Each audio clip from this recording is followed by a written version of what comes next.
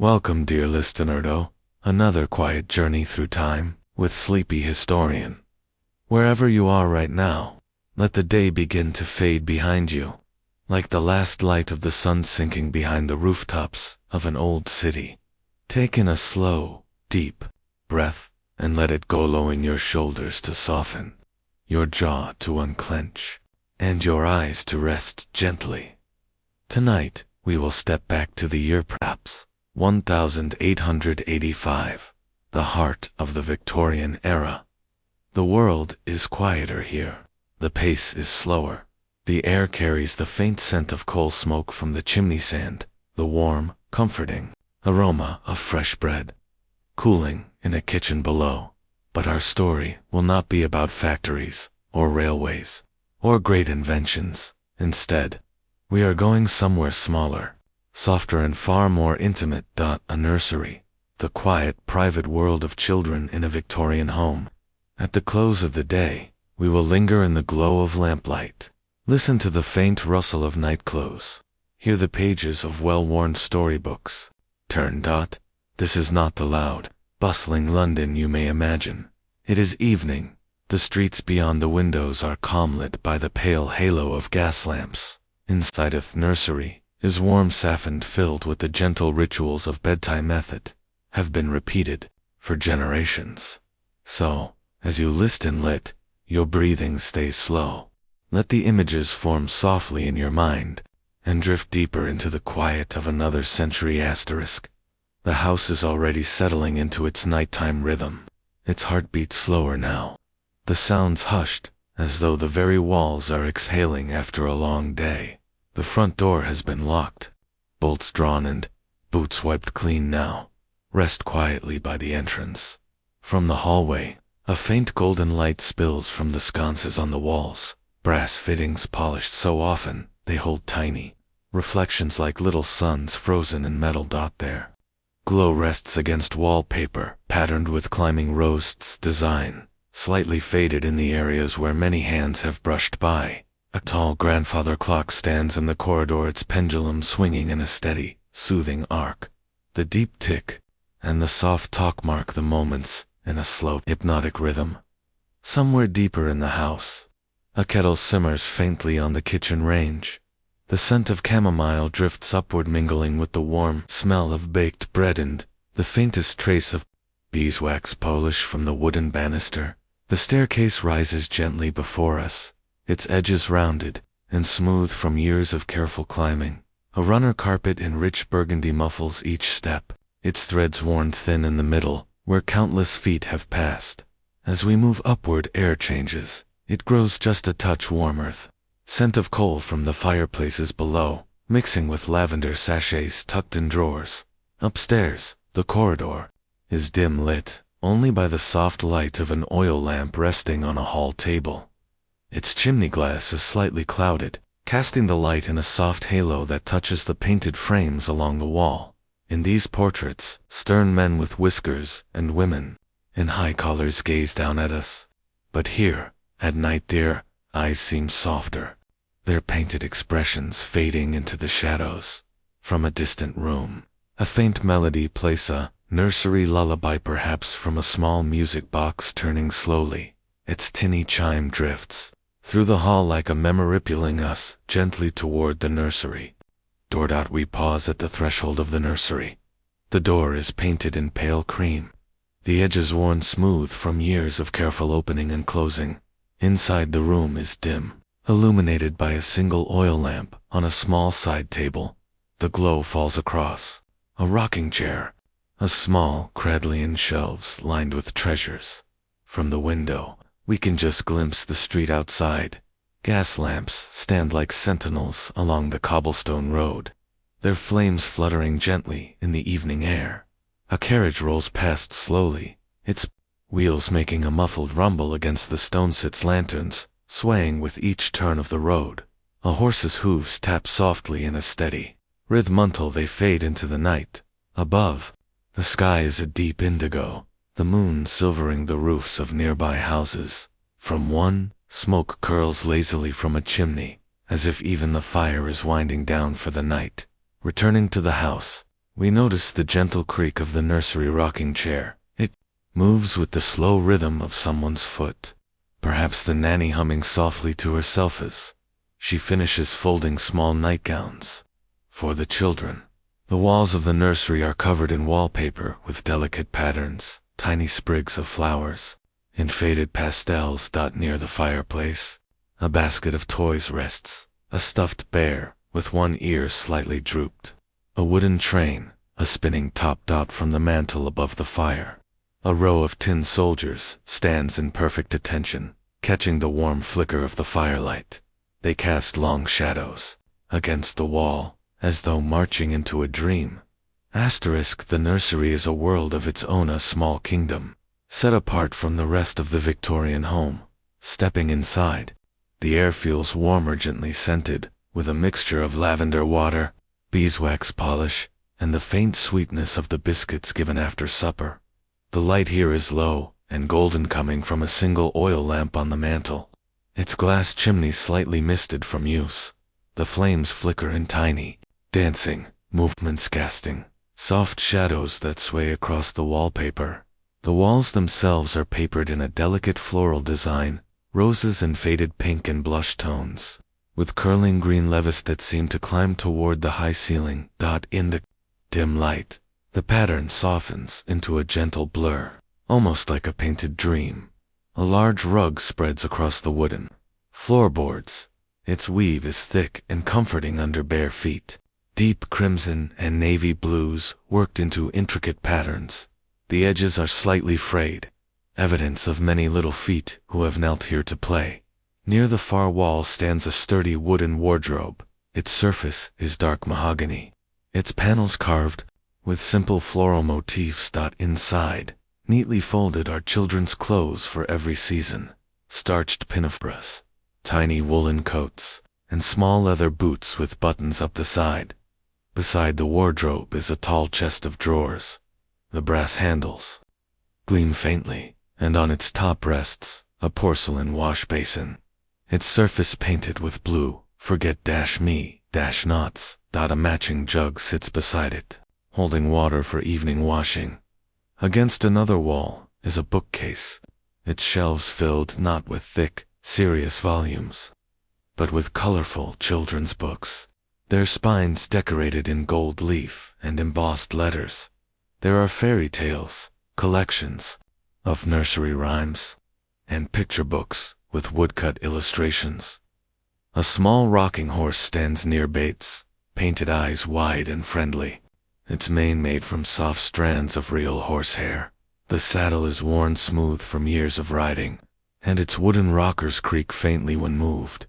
On the floor, a small tea set is laid out on a round table, no higher than a child's knee. The cups are made of delicate porcelain, painted with tiny violets. One cup has a tiny crack running down its side, carefully glued so it may still be used. By the fireplace, a small cradle rests, its frame made of polished walnut, lined with soft quilts sewn by hand. The fabric is patched from leftover pieces, bits of faded calico, old dress material, and worn shirts. The cradle rocks with the lightest touch, making the quilts shift in a slow, sleepy rhythm. Above it hangs a mobile, not of plastic or bright colors, but of hand-carved wooden animals suspended on thin ribbons.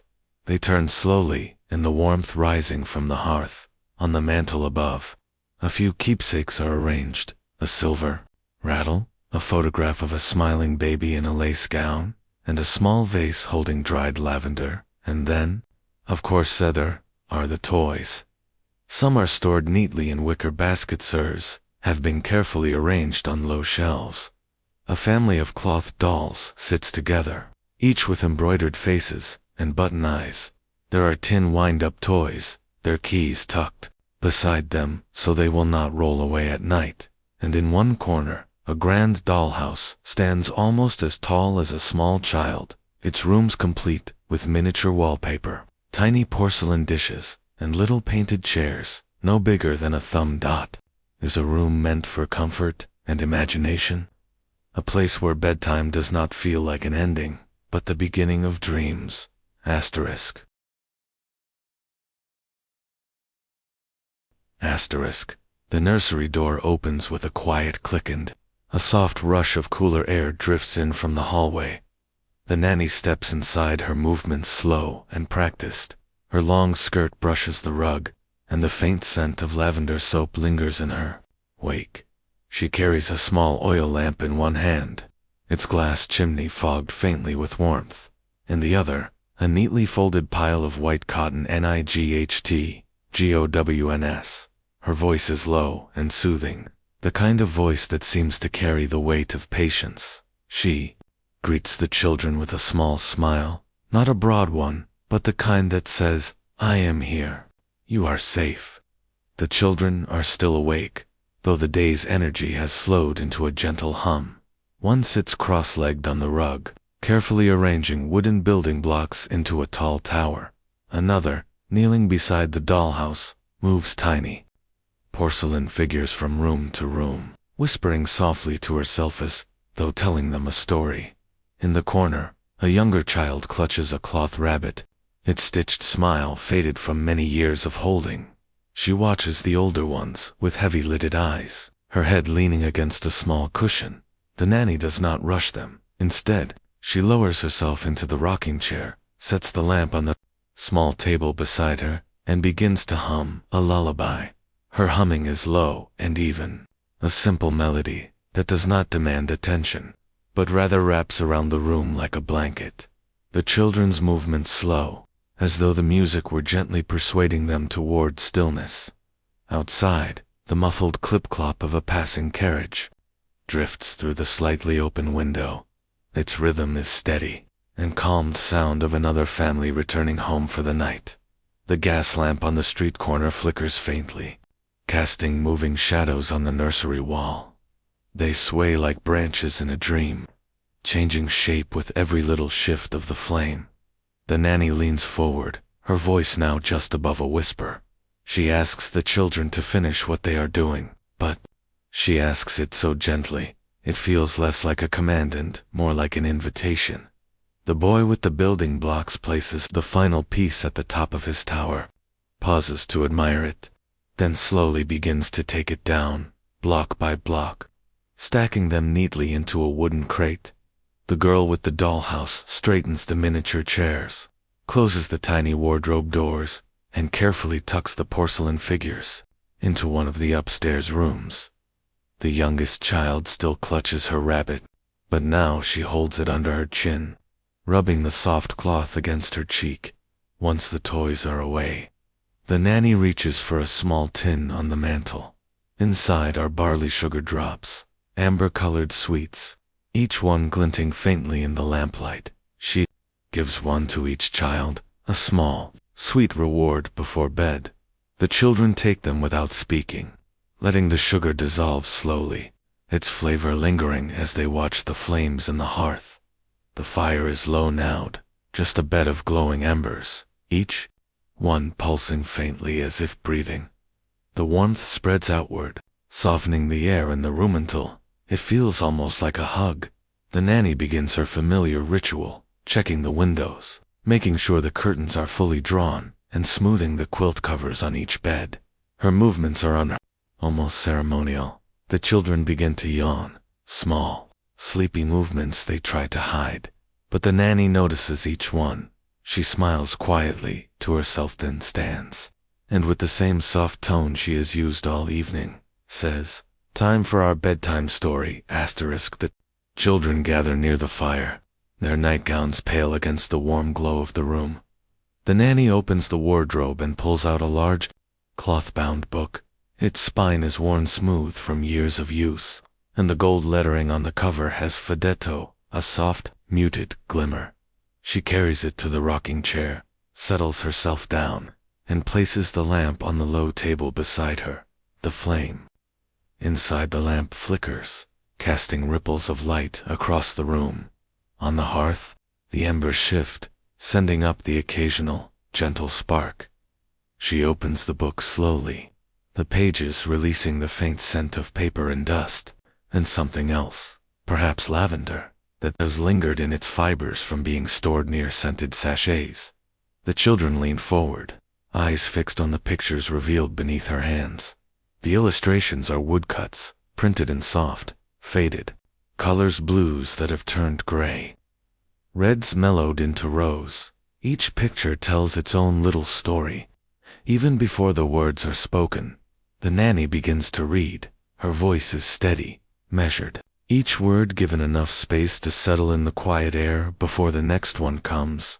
Tonight's tale is about a little robin who braves a snowy winter to find his way home.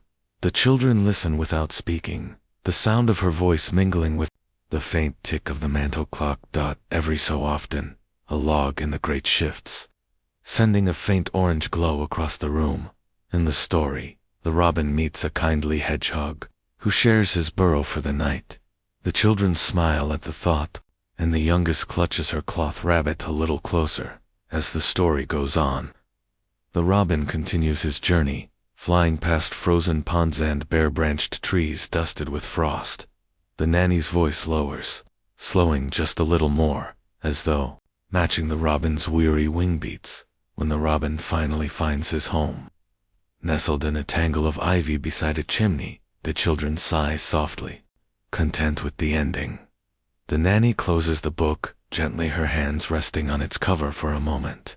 As if to seal the quiet magic inside, she sets the book, as it then begins to hum once more, the same lullaby from earlier. Now slower soft though. Each note were a thread weaving the children into sleep.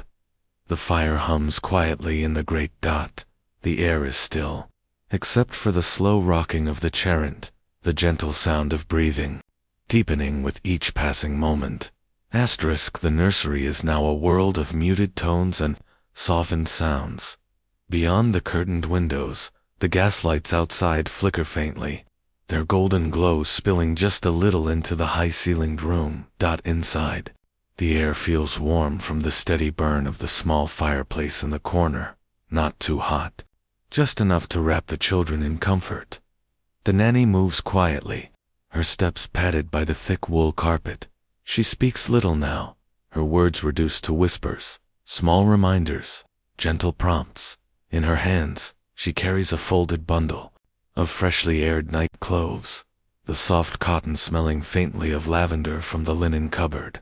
The children gather around the small washstand, its porcelain basin gleaming faintly in the lamplight. The water inside ripples as the nanny pours it from a matching jug, the sound quiet and soothing. One by one, the children step forward, their cheeks rosy from the evening warmth, and bend over for their faces to be washed. A soft cloth, warmed in the water, passes over foreheads and chins, removing the day's play from skin and hairline. The smell of soap, gentle and floral, rises in the air, mingling with the lavender of the linens and the faint smoke from the fire. Next comes hair, brushed and braided, so it will be smooth in the morning. The older girls sit patiently on a low stool while the nanny works, her hands steady and practiced. The bristles glide through, untangling the day's adventures, making soft shushing sounds. For the boys, a quick combing, a parting smoothed down, and a playful pat on the head. A little tin of hair ribbons waits on the mantel, pale blue for the younger, soft cream for the elder. Each ribbon is tied with care, the ends falling neatly over the shoulders. Dressing is a quiet ceremony in itself. Nightgowns of white cotton, edged with tiny stitches, are slipped over small heads. Some have delicate lace at the cuffs, others have tiny pearl buttons at the neck. Feet are tucked into knitted socks or small slippers, keeping toes warm against the winter floor. The children look like little ghosts, now drifting in pale fabric through the golden air of the nursery. The nanny checks each collar, smooths each cuff, and gives a soft nod before guiding them toward their beds. Now, the nursery is almost silent, except for the soft ticking of the mantel clock. The children are ready, warm, clean, and calm. The room smells of soap, linen, and a little of the winter air that slipped in when the window was last opened. It is time for the final part of the night, the slow drift into dreams.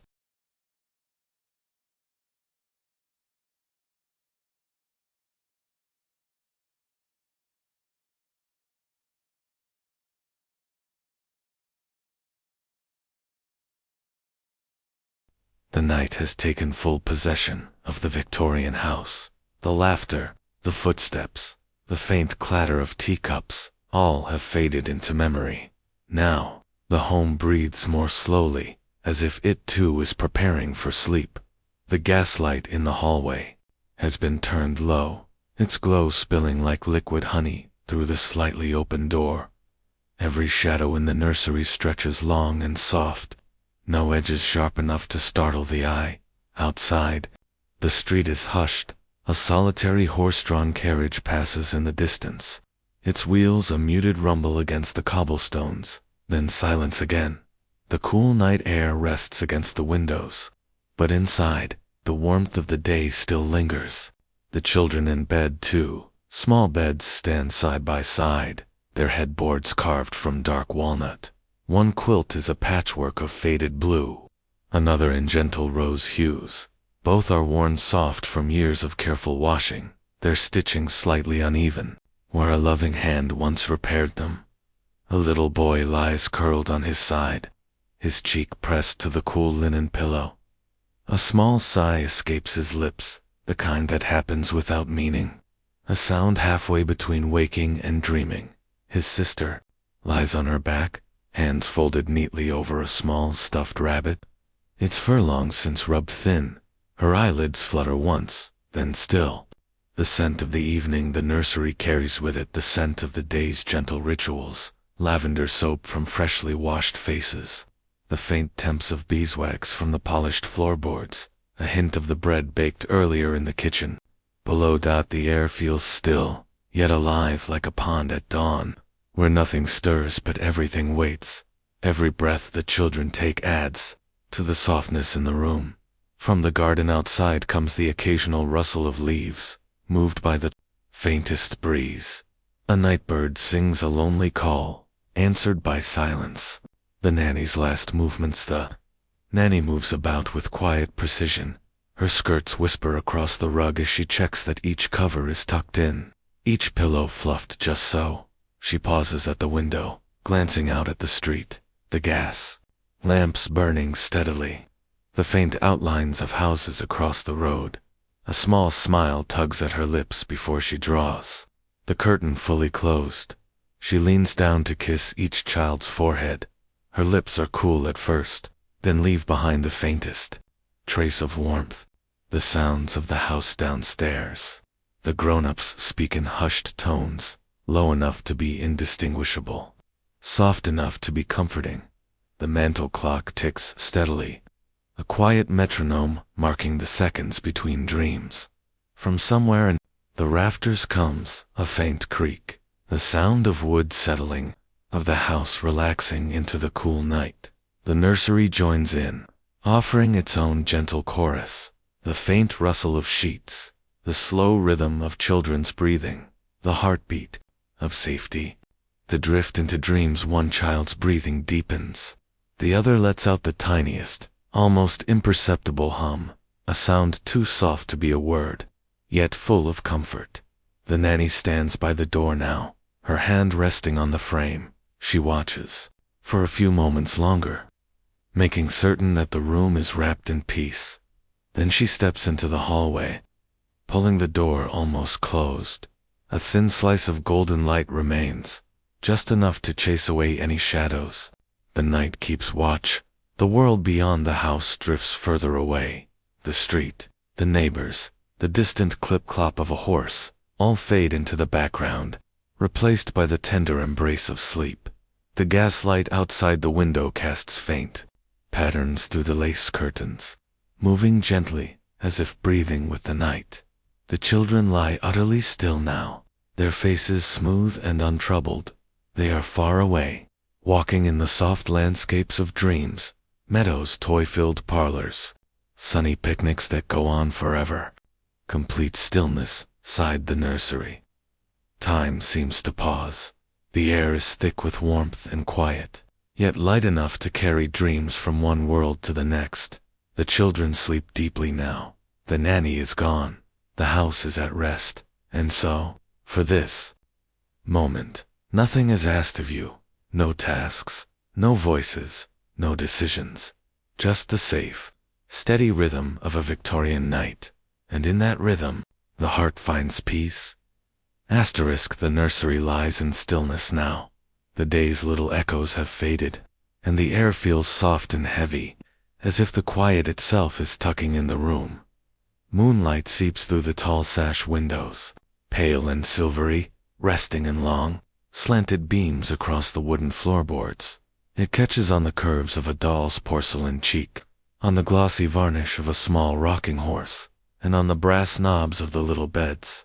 The children are asleep, there, breathing slow and even, each tiny rise and fall of their chests, almost in time with the steady ticking of the mantel clock. That clock, with its dark oak case and little brass pendulum, is the only sound that measures the night. Tick, tock, like the nursery's own heartbeat. The fire in the small grate has burned low, its embers glowing deep red. A faint warmth lingering in the air. Above it, the faint scent of beeswax polish still clings to the mantel, and the shadows from the iron fender stretch long and wavering against the wallpaper from outside the nursery. The world is distant, a faint rumble of a carriage wheel on the cobblestones far away. The occasional creak of the house as it settles for the night. The great Victorian home seems to sleep too, its hallways dim and hushed.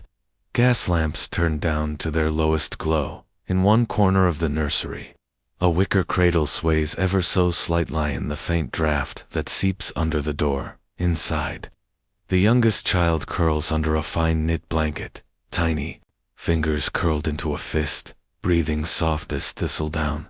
The moon climbs higher, its light growing cooler, painting everything in shades of silver and blue.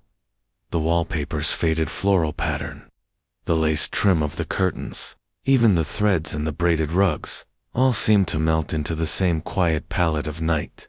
A faint hoot of an owl drifts in through the window, distant and soft, followed by the rustle of leaves in the garden below. Somewhere a cat pads across the courtyard roof, its paws silent, its shadow gliding past like a whisper. The rocking chair in the corner stands still now, but its presence feels like a memory of the nanny sitting there earlier, rocking slowly as she hummed a lullaby, her voice low and warm. You can almost hear it still, threaded into the fabric of the night air. Woven between the clock's ticks, a half-read picture book rests on the side table, its pages slightly ruffled, waiting patiently for tomorrow night's story. A small tin soldier leans against it, as if standing guard, and a rag doll lies nearby, its stitched smile calm and content. The house breathes softly, the nursery cradled in its arms. Each sound is deliberate, spaced like the slow notes of a lullaby, the faint crackle of the cooling hearth, the sigh of the wind against the glass, the tiny shifting of bedsprings as a child turns in sleep. Time seems to stretch here, slow and syrupy, with no rush toward the dawn. It is the deep hour of the night, when dreams run their longest paths, and the world outside has forgotten its haste. You can almost feel the gentle weight of slumber pressing down, the way night folds itself around the room like a soft, woolen blanket. Every corner is calm, every surface still, every breath deep and quiet.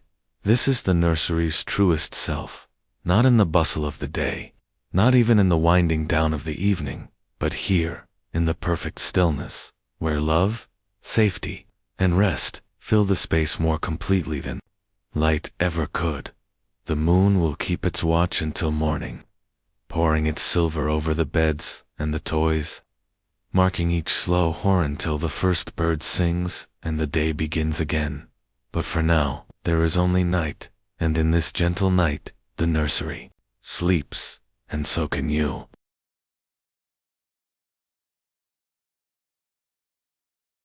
The evening has folded itself gently around the little house. Outside, the last traces of daylight have faded, leaving only the soft blue shadow of night. In the bedroom, the air is warm and still. The bed waits, sheets cool to the touch, blankets slightly heavy, ready to hold and comfort. You sink into the mattress, feeling it give slightly under your weight.